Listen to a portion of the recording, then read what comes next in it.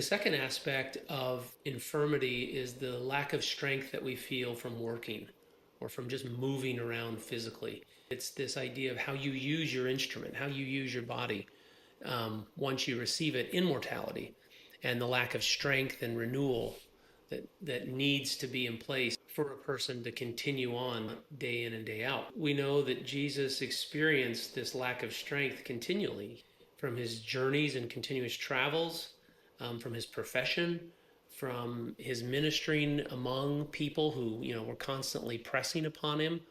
Um, the fact that we see Jesus, sleeping and eating repeatedly throughout the scriptural accounts is evidence that he felt what we feel as our bodies are exhausted. We see him escaping to the mountains for some kind of seclusionary nourishment as he tries to renew his mind and and soul by communing with his heavenly Father.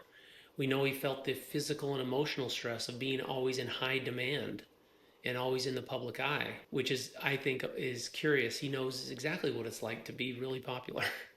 And he knows exactly what it's like to be an outcast and of no reputation. It's in his final hours in Gethsemane where we're poignantly reminded of the physical toil on Jesus' body from doing the work that he was sent to do. We see him stumble and fall and to tremble, he says, because of pain. Just more evidence of the strength sapping events that were constantly working upon his physical stamina. And don't forget, we also know that in his final hours, as he was carrying his cross to Calvary, that he needed help. Simon of Cyrene was asked to help him carry the crossbeam of his cross because physically his body was just taxed to the limit.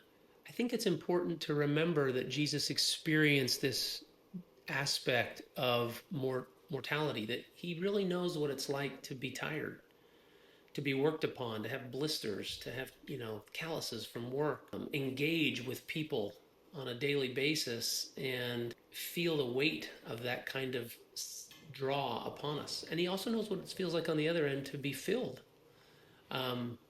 with joyful associations, be with people that can fill your cup. He gets that.